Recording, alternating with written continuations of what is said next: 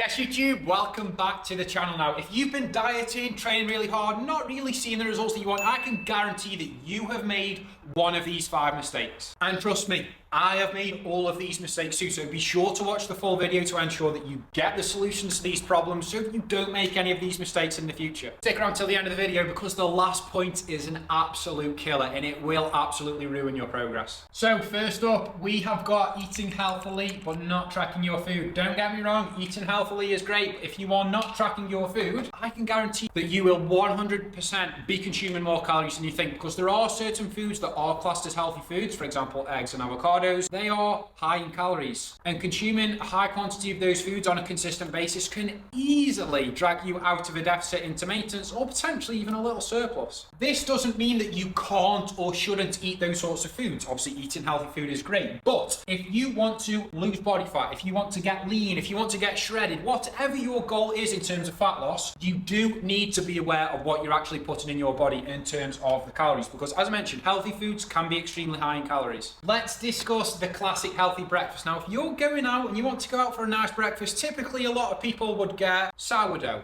with avocado and eggs on toast, maybe a little orange juice or a coffee on the side. Now, that can easily be an 800 calorie breakfast. If you're going out to buy food, chances are they will butter the toast, you'll get a decent bit of avocado, a couple of eggs, coffee with a little bit of milk in. That is a meal that's going to be high in calories. The items themselves individually, really healthy, but partnered together in one dish, if you are trying to lose weight and you want to keep your calories low to ensure that you're actually in a deficit consistently, that breakfast is probably not going to be the best breakfast for you, which is why you need to be aware of what sorts of calories different sorts of foods contain so that you can be intuitive when eating out. And you can go out, you can enjoy a meal, but you can understand what you are putting in your body so that you can 100% stay in a deficit and lose body fat over time.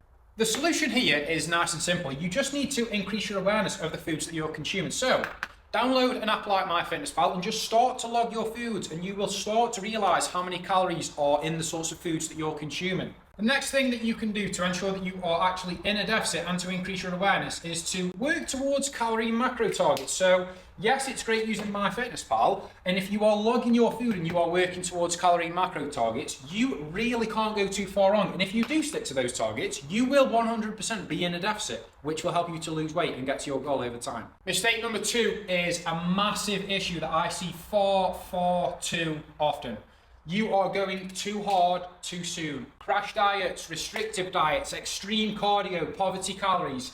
Yes, you may get results fast, but you are going to be miserable and you are not going to be able to sustain those results. So if you want to lose body fat and you actually want to maintain the results that you get and sustain them in the long term, you need to take things steadily. Now, taking things steadily does not mean that you can't progress at a really good rate, but you need to be careful. You need to not throw yourself into the trenches head first. You need to give things time. You need to give yourself enough time to strip off the weight, strip off the body fat. To ensure that we are progressing at a really good and steady rate that is actually sustainable in the long term, we are going to be looking at dropping roughly 1% of our body weight per week. So, as an example, if you weigh 100 kilos, you are going to be looking at losing circa 1 kilo per week. So 0.91, 1.1 kilos, anywhere around there, and you will be absolutely golden. If you weigh 80 kilos and you want to lose 8 kilos, you want to go down to 72 kilos. If you're losing 0.8 kilos per week, that's going to take you around 10 weeks. Now, the reason I've given that example is just so you can do a little calculation yourself. Figure out how much weight you want to lose, do 1% of your body weight lost per week, and calculate how many weeks roughly it is going to take. If you're working towards a target of 0.8 kilos per week and you lose 0.6 or 0.7 kilos, you know the week after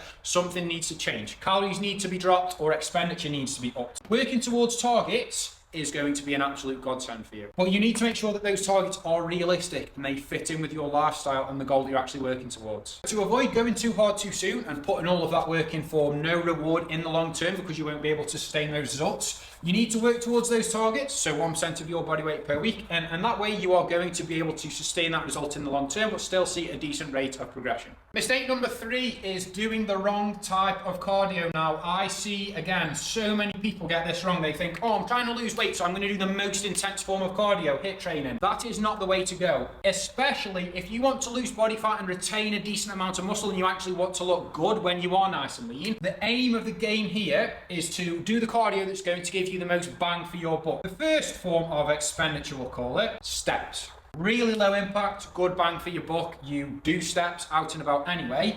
The beauty of doing steps, they're incredibly low impact. Doing 10, 15, 20,000 steps, that is not going to affect your training anywhere near as much as doing a HIIT training session. So, work towards a step goal. Now, time is going to be a factor that's going to come into play here, but as a basic rule of thumb, for most people, 10k steps every single day is more than doable. That's feasible. So, tip number one is do steps, they're incredibly low impact, and have a daily step goal that you are going to work towards every single week, and ensure that that step goal is hit under any circumstance. In the fat loss phase, steps are a non-negotiable. Steps aside, the most effective fat burning method of cardio is zone 2 cardio. Something that, again, is not very strenuous, but in terms of being efficient for fat burning, zone 2 is where it's at. So, for zone 2 cardio, we are looking at being 60 to 70% of your maximum heart rate. If you don't know how to calculate that, you get 220 minus your age, and then you will do 60 to 70% of that number. So ensure that when you are doing your cardio, you are in that heart rate range, and then you will be burning fat as efficiently as possible. And these two partner together, the beauty of these two partner together, are that they're incredibly low impact. So you can ramp up the expenditure quite a lot. You can very comfortably do 40 minutes of zone 2 cardio and 15,000 steps. Well, that's what I'm doing at the moment. And it doesn't have a major impact on recovery. It's not going to affect your training session. So you can create that large deficit. You can burn a lot of calories. You can still go into the gym and train hard, which is why this is so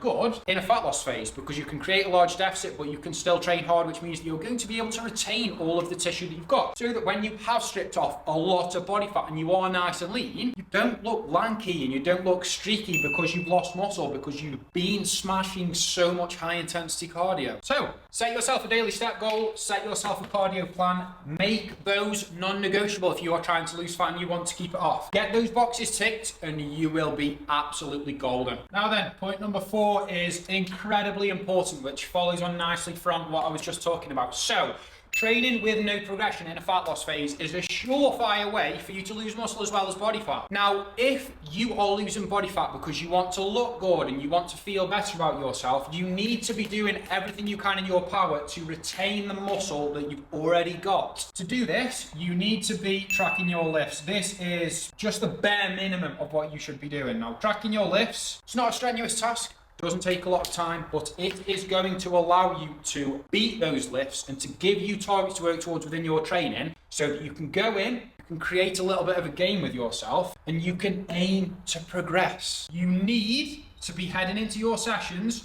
with a positive mindset. Being in a deficit is not a reason for you not to be aiming for progression. If you head into your sessions with the right mindset and you push your distractions to the side, so get off of Tinder in between sets, put your phone away, put a playlist on, put some music on shuffle and put your phone in your bag. Head into your set with a positive mindset, attack your sets, and I can guarantee if you do that, you will progress inside the gym. And there's a very good chance that while stripping off body fat, you could 100% potentially build a little bit of muscle. And then when you do come down to being really lean and you've shifted lots of body fat, you are going to look incredible. The key for maximum aesthetics when you are doing a cut is not only to create that massive deficit, but it's to train like an absolute savage in the gym. And if you can do that, you will retain all of, or potentially build a little bit of tissue, so that when you do strip off all of the body fat and you are nice and lean, you look like an absolute savage. And that's what everyone is after. But that's what it takes. It takes grit, it takes having a strong mindset, it takes tracking your lifts, applying progressive overload, and attacking your sets, aiming to beat your lifts from the previous session,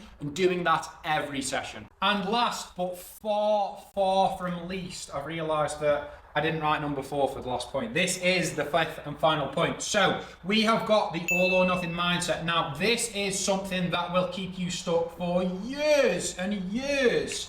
I've seen this many times with people that I've spoken to. Obviously, I'm a coach. I work with lots of different people from lots of different places in life.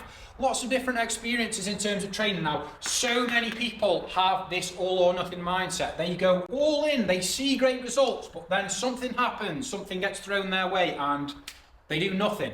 and they go back straight to square one after all of that effort and all of that wasted time. This all or nothing is not necessary. For longevity and sustainable results, this is a big no-no. One example of this is, oh, I've had one bad meal, I let my whole weekend go to waste. Oh, it's Friday, the boys are going to the pub, I've gone off track. Oh, I'll just start again on Monday. This is the sort of mindset that will keep you stuck in the same yo-yo cycle for so much time. Tip number one, the fix here is do not try to be perfect. You need to try to be consistent. Being perfect is not feasible. You are human, I'm human, we all make mistakes. Certain things crop up, certain things get thrown our way. So for you to aim to be perfect, it's completely unrealistic. It is not going to happen. If you have an off-plan meal, or you go out for a pint, or you have a cheat meal, do not let that ruin the day or the days after it happens. Just do your best to get back on track. That's all you need to do. Aim to be consistent, not perfect. The issue itself is not the mistake. It's not having that pizza or having that donut. The issue is what you do after that mistake happens. So as I've just mentioned, if you have a pizza or you go out for a couple of pints, do not let that ruin the days after. Wake up the next day, start fresh. It's a new dawn, it's a new day. You just need to get back to doing what you were doing before you went off plan. And if you can do that, you can't really do too much damage in one meal or one day off track. So just do your best to make the mistake, own up to it, take responsibility, and just get back on track. This is the sort of thing where you need to push motivation to the side. Motivation should never be your focus. You should never be thinking, oh, I'm just waiting for motivation, or I'm not motivated, so I'm going to go off track. We need to instill discipline. Now, this just follows on from what I mentioned before. If you go off plan, or you go out with some food, or you have a donut, or you have a couple of chocolate balls, or you have a pack of biscuits, we need to be disciplined. If you are operating purely off of motivation, when you go off plan, your motivation is going to plummet. It's going to head towards the floor. So, if you are disciplined, you take responsibility, like, oh, I messed up, I made a little bit of a mistake, but you are disciplined, so you do your best to get straight back on track. Discipline is more important than motivation. Just to recap, healthy eating does not mean that you are going to be in a calorie deficit. So you need to be aware of the food that you're consuming. You need to be aware of the amount of calories that are in the foods that you're consuming. And you need to be aware of what you are putting in your mouth. Don't go too hard too fast.